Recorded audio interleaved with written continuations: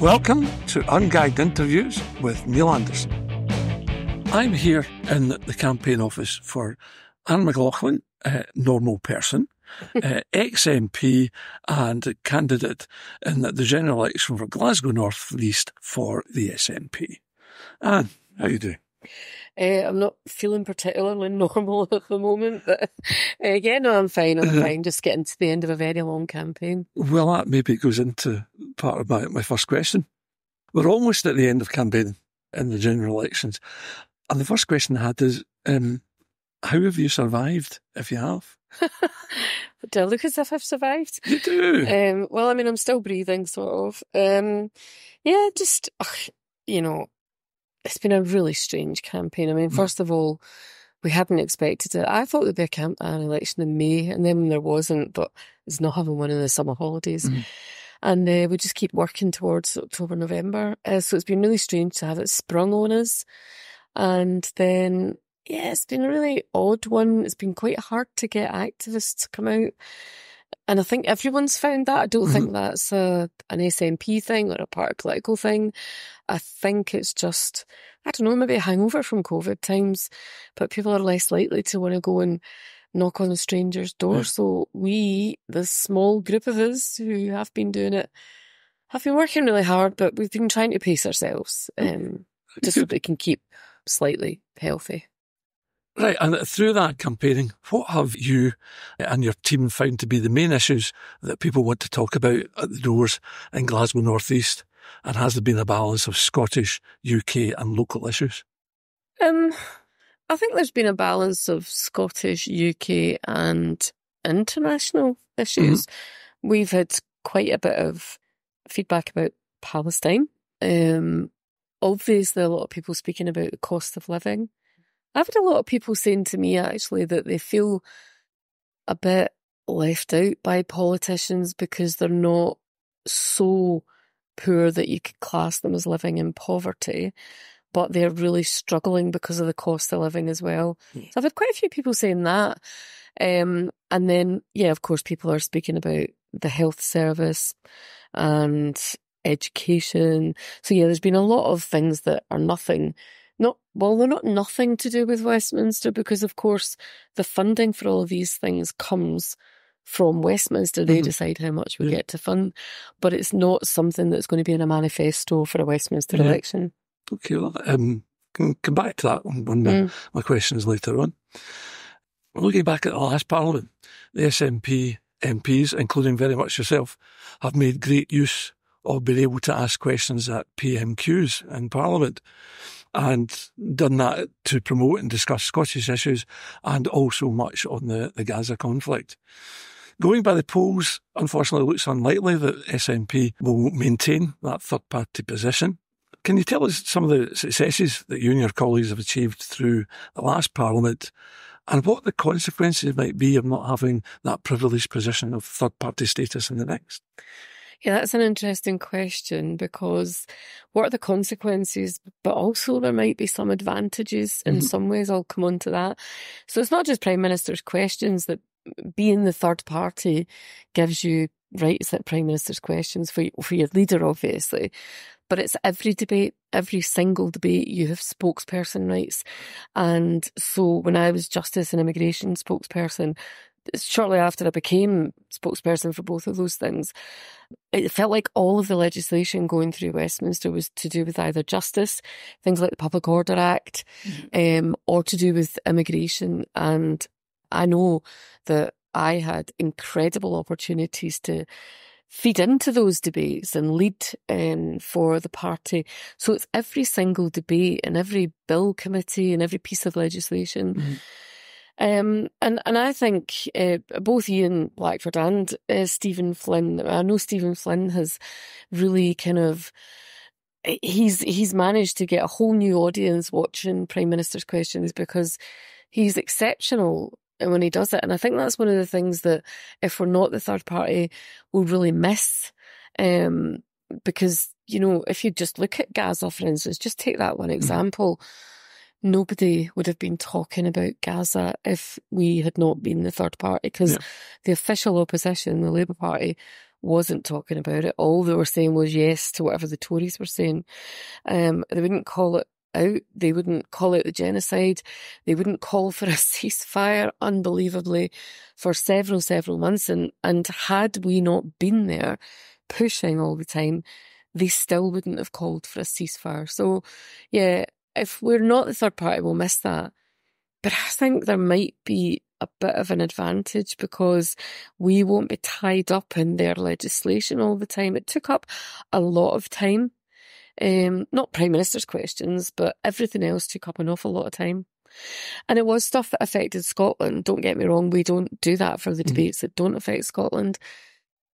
Sometimes, though, you feel like you're banging your head against a brick wall, and sometimes I think maybe the freedom for the new group of MPs to be looking for other ways to get Scotland's voice heard, I think that freedom might be quite challenging but good for them. Yeah, it's an interesting one, isn't it? I also think there's a bit of a advantage possibly if we're not having to do the third party stuff. Is I wonder if the fact that we were the third party, and that means that there were Scottish voices talking about Scotland from a Scottish perspective all the time, in every single debate, in every PMQs, might have lulled Scotland into a false sense of security. So maybe what we were inadvertently doing was allowing the people of Scotland to believe that their voices were being heard and that their voices were making an impact in these debates. Not that they weren't making an impact, not that we didn't have a responsibility to protect people in Scotland from some of the worst excesses of this legislation, but did it look to them as though the House of Commons was almost being owned by the SNP MPs and thus Scotland was safe within that union? I may be wrong, but let's just see what happens if and when we're not the third party. Yeah, I hadn't thought of that, but yeah, that certainly makes sense.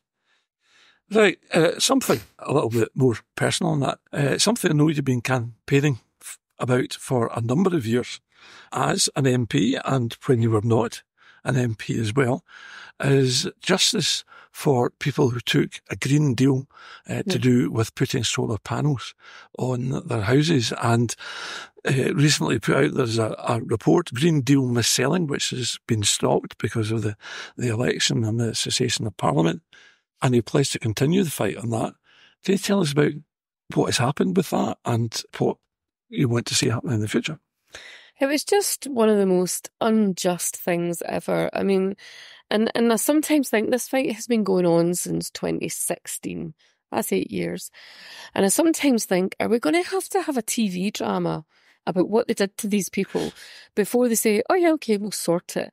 And sorting this will cost the UK government a lot less than sorting out the mess over the post office scandal and the infected blood scandal. So basically the UK government in 2012, 13, 14, 15 had a Green Deal product. So there was things like cavity wall insulation and solar panels, other stuff as well, but that was the main things. And they approved certain companies to sell those Green Deal products on their behalf.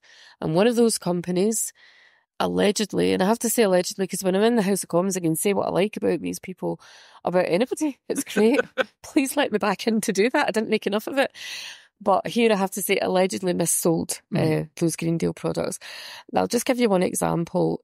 Mary, 81 when it happened, and she was told that it was pennies, and she kept asking how much, pennies. You don't need to know. And then they got her to sign something one day that they didn't let her see. But there was all sorts of selling tactics like, look, the vans are in your street, all your neighbours are getting this done. Look, you'll be helping the government, you'll be saving the environment. Look, this is free, what are you complaining about? And all sorts of different techniques used on, depending who the person was. But Mary was round about 83 and she signed this piece of paper, and what she was signing was a loan, 25-year loan. So she has to live to 108 or something to pay it off. Very high interest rates. Nobody asked her if she wanted it. Nobody offered her any other. She's not a borrower. Good credit rating. Anyway, the stuff didn't do as it promised. There weren't building warrants that you have to have, so the houses were no longer insured. There was a whole load of ramifications. The main ramification, though, was 25-year loans, paying extortionate rates of interest, and the loan was attached to the house. So if you were paying and you said, I want to withhold the payment here, the payment that you withheld would come from your energy bill. So your energy bill would be the one that wasn't being paid, so you could get your energy cut off. It was absolutely terrible. I've been fighting this for 8 years with people in Balornock and Barmulloch. My colleagues across Scotland have been fighting for their constituents as well. And minister after minister, prime minister after prime minister says, yes, and terrible thing. We don't actually do anything about it. They keep saying they're going to. So we pulled together the all-party parliamentary group on Green Deal mis-selling. That's who was producing the report.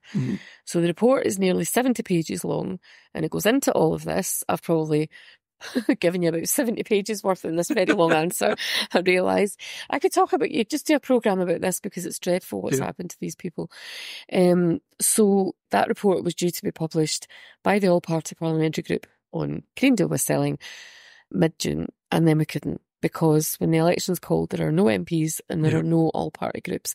Now, in order to get it published, somebody who was on that APPG who has got constituents in that situation is going to have to get re-elected. I'm hoping I will get re-elected. Certainly hope so. Set the APPG up again, give the new members of the APPG a copy of the report and ask them if they agree to it, and then publish it. So I've written to Keir Starmer and just said, look, Keir, you're in next week, you're going to be Prime Minister.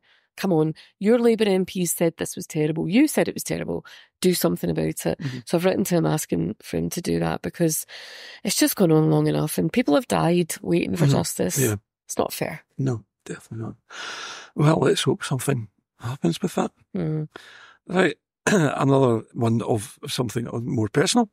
Just before the announcement of the general election, you shared some exciting news from the Scottish Pantry Network, saying, I could not be prouder to be a board member of this incredible organisation. What was the news and why are you so proud? So the Scottish Pantry Network, of which I'm a board member, we started off with a pantry in Ricasey. We've now got maybe 25 across the country. It wasn't me that started it up. It was Mandy Morgan, who'd been an SNP councillor. She did it well. She was an SNP councillor. And Tina, our fantastic manager at Ricasey Pantry. So basically it's about putting dignity back into supporting people who can't afford to pay extortionate supermarket prices. It's not a food bank. They're proper shops. I'm not dissing food banks. They're absolutely essential, unfortunately, at the moment. But this is a shop that you go into. It looks like a normal shop. The one we've got in Hamilton Hill, near to Postle Park, looks like a West End store. It's not just packets and tins. So there's meat, fish, veg, fruit. You pay, every pantry is slightly different, but roughly you pay about £3.50 and you get £15 worth of food. You can pay double that and get double the amount worth. But you're a customer, and it's not just for people that are living on low incomes. Some of our customers go in because they don't like food waste and they want to do their bit to save the planet. So nobody knows when you come into our shops if you're there because you're struggling. Not that you should be ashamed of that, but some people do find it embarrassing. So they don't know if you're there because you're poor or there because you want to save the planet. It doesn't matter. And you're a paying customer. So you're not a recipient of charity, you're a paying customer. Right, anyway. So Mandy Morgan, who I mentioned earlier, the founder of the organisation, is incredible. She doesn't stop. That's how in 3 years we've managed to get 25 shops. But she doesn't stop, and she doesn't think it should just be about, and the board agrees with her, it shouldn't just be about food provision. So we've teamed up. The great exciting news was we teamed up with a farm and we're going to be growing foods. So we're going to be growing vegetables and not just growing vegetables, but I don't want to offend the vegetarians out there. We're going to be doing other things, but we will be providing the pantries with food, because at the moment there's a shortage of food for food banks and for pantries, and it's a real difficulty for us. So that's a solution to that. Also, it's going to be grown about 3 miles away from where we're sitting right now. So it's cutting down the food miles incredibly, but there'll be lots of opportunities for people. So we're working in hand with the farm. It's good for the farm, but it's really good for us as well. Excellent. That sounds absolutely wonderful. And just from what you were mentioning, close to me is the Courtyard Pantry. Yes. The Courtyard Pantry is unbelievable. It's lovely and it's got a cafe and everything. So has your Casey Pantry, and I'm sure the others have too, but these two. And I'm really sad because the Courtyard Pantry, being in Hamilton Hill, is now not in my constituency. The boundaries have changed, so I'm still going to go and visit it. Good. Right, now go back to what you were saying early in our discussion. I noticed that many in the media in Scotland have been remarking about how many questions they have got from members of the public in radio and TV programmes and debates about devolved things that are devolved matters. How do you think we can use people bringing up these matters that are control of the Scottish Government, and can that interest be used to get them more involved in the independence movement? Yeah, well, you can't say to people, you can't talk about that, because I know some programmes have tried to, you can't talk about that because that's a different parliament. I think people want to talk about the things that matter to them, the things that impact on their lives, and you've got to let them do that, because otherwise you're saying, be interested in politics, but only the politics we want you to be interested in. So it's good. It's good that they get engaged in it. Something I've learned, right, I had 3 lots of hustings in 24 hours. I know it was hard going recently. So we had them in Denniston, Easterhouse and Blackhill. They were really good actually, but something I just told myself was, people are going to ask about council stuff. They're going to ask about Scottish Parliament stuff. Now, I need to respond to what they're talking about, but I also have got a duty, and I should not be embarrassed to talk about this. I've got a duty to tell people the restrictions that we are under because we're not independent. And I know that for a while, I remember, I think it's maybe been sitting in the House of Commons, if ever I was to say anything about, you're restricting our budget, you're cutting our budget, and that is why we can't do X, Y and Z, I would see a whole load of Tories rolling their eyes, I would see Labour folk rolling their eyes. And so I sort of stopped doing that, and I just thought in this election, hang on a minute, you've just got to be truthful with people. So I think actually it's an opportunity. Don't ever say to people, well, the NHS, it'll be all sorted in a day if we're independent, because it won't. And don't say to people that we have no responsibility. The Scottish Government does have responsibility. The Scottish Parliament has responsibility. So we have to live up to those responsibilities. However, we also need to make that really important point. And it's not just about throwing money at something, but it is about investing money in our public services. And the NHS needs more money invested in it than it's getting. The problem is that our budget from Westminster is cut. And that's my whole argument about independence. What I'm saying to people is not everything will be just cosy after independence. I'm saying we'll have choices after independence.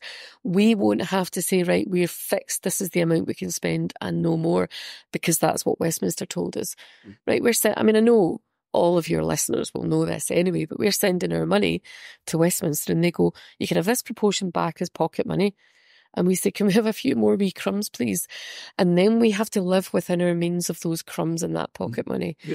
And then we have to stand up and explain why we're not able to do some of the things that we want to do. But as I said, it's not just about money. One of the really important points I've been making about the NHS is we've got a lot of people in hospital who no longer need to be in hospital. They call it bed blocking. And they would be at home if we had people who could go in and do the caring duties that are needed. We don't have those people because the care companies cannot recruit enough people, and they can't recruit enough people because of Brexit. And that is just as simple as that. And people will say it. I see journalists, somebody, I think it was Martin Geisler, said it to John Swinney the other day, said, oh, it's always that excuse. Well, it's not an excuse. It's the facts. That is factually where we are. We don't have the control over who comes to work in this country. So we cannot recruit any more people than we are currently trying to do. And we don't have control over the finances. And I suppose I find it quite frustrating that not every single person in Scotland understands that. But then I remember it's my job, not because I was an MP and might still be an MP, but because I know it. It's my job to let other people know and just keep trying to get that message across. Well, Anne, thank you very much for your time in this crucial period at the moment. Yep. And I certainly very much wish you all the best for the result on Thursday. Thank you.